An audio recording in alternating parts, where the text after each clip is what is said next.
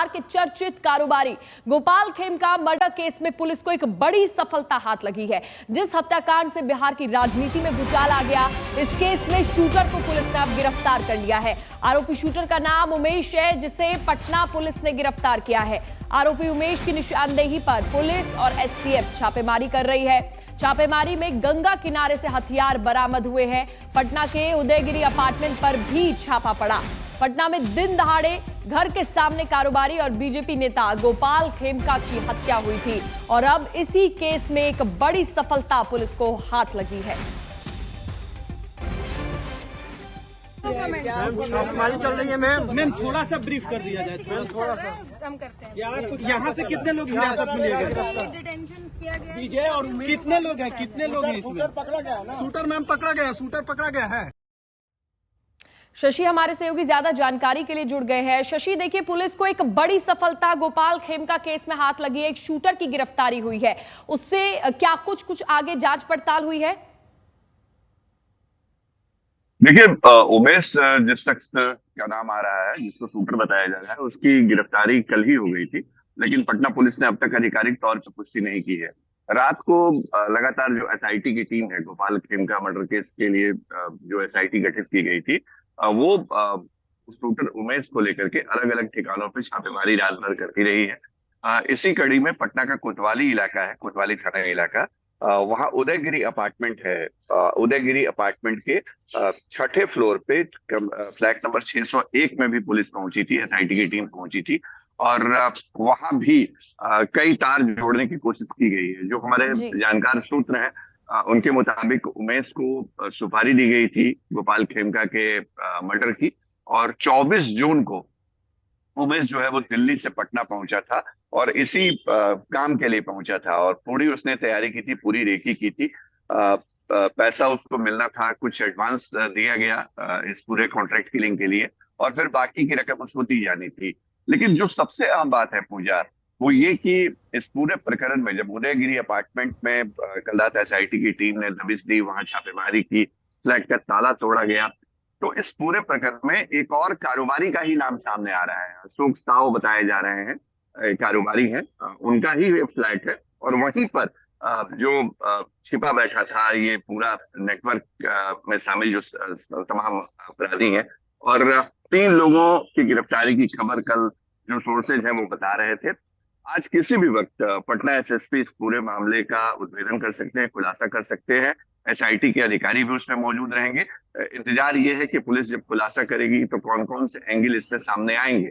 लेकिन उमेश की गिरफ्तारी जो है वो बड़ा जैकपॉट है पटना पुलिस के लिए, एसआईटी के लिए। बिल्कुल शशि, जब उमेश से पूछताछ होगी तो ये भी माना जा सकता है काफी ज्यादा हद तक पिक्चर क्लियर हो सकती है। आप हमारे साथ बने रहिए, लौटूंगे आपके पास। तो बिहार में एक के बाद एक हत्याओं से सुशासन बाबू पर सवाल उठ रहे हैं। बिहार की कानून व्यवस्था पर प्रश्न उठाने वालों में प्रतिपक्ष के नेता तो है ही, साथ ही एनडीए के सहयोगी भी अब नीतीश कुमार की आलोचना कर रहे हैं।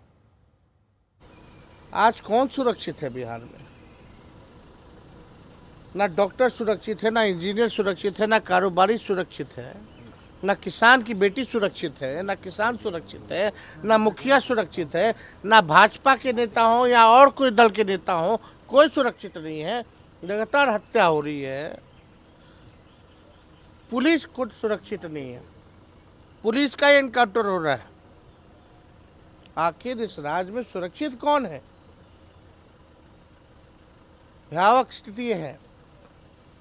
बिहार में जितने कारोबारी हैं उनको डर लग रहा है, बाहर निकलने से डर लग रहा है। जिस तरीके से बिहार में अपराध बढ़ा है, लॉ एंड ऑर्डर जिस तरीके से ध्वस्त हुआ है, और मैं सिर्फ एक व्यापारी की हत्या को लेकर ही नहीं बोल रहा हूँ, ये तो चिंता का विषय ही है, क्योंकि एक ऐसी जगह पर यह घटना घटी है खुलेआम, जो पटना का एक पॉश इलाका है। मेरे लिए चिंता का विषय है कि मैं जिस सरकार का समर्थन कर रहा हूँ, और मैं दुखी हूँ इस बात से कि जो सरकार सुशासन के लिए जानी जाती थी, वो सरकार में अगर इस तरीके से आपराधिक घटनाएं बढ़ेंगी तो विपक्ष को तो बोलने का मौका मिलेगा ही। कहीं ना कहीं कहाँ चूक हुई है, ये हम लोगों को सुधारना होगा और कड़ी से कड़ी कार्रवाई करके उसके ऊपर हम लोग को एक प्रेसिडेंट सेट करना होगा ताकि भविष्य में ऐसी घटना ना घटे।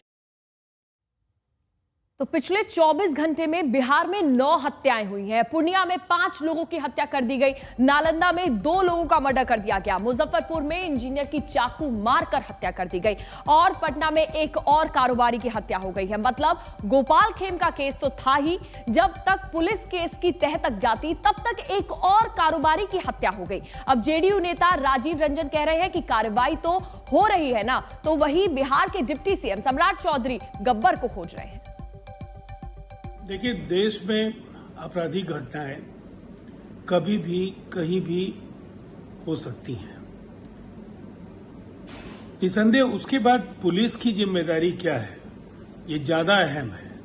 और बिहार में घटनाएं अगर घटती हैं तो निसंदेह पुलिस का जो ट्रैक रिकॉर्ड है, गिरफ्तारियों का सवाल हो, अनुसंधान की गुणवत्ता का सवाल हो, उनके खिलाफ जल्द से जल्द कार्रवाई सुनिश्चित करने का सवाल हो। बिहार सरकार ने जो पिछले 20 वर्षों में एक मशीनरी विकसित की और स्वयं मुख्यमंत्री नीतीश कुमार जी ने इसकी मॉनिटरिंग की और हर घटना को पुलिस मुख्यालय ने एक चुनौती के तौर पर लिया है। बिहार से बाहर पलायन करते थे लालू जी के डर से, कि मैं तो स्पष्ट तौर पर कहता हूं कि बिहार का राजनीति का कोई गब्बर है, उसका नाम है लालू प्रसाद, जिसने सबको डराने का काम किया। कोई कम्युनिटी हो, उच्च जाति के लोग हो, पिछड़े के लोग हो, कुछ समाज हो, अत्यंत पिछड़ा हो, सबको किसी एक व्यक्ति ने डराने का काम किया, तो उसका नाम है लालू प्रसाद जी, जिसने बिहार को डराने का। शशि, देखिए, पिछले 24 घंटे में बिहार में 9 हत्याएं हुई हैं। क्या यह समझा जाए कि अपराधियों के हौसले बिहार में इसलिए इतने बुलंद हो रहे हैं क्योंकि उनको राजनीतिक संरक्षण मिल रहा है?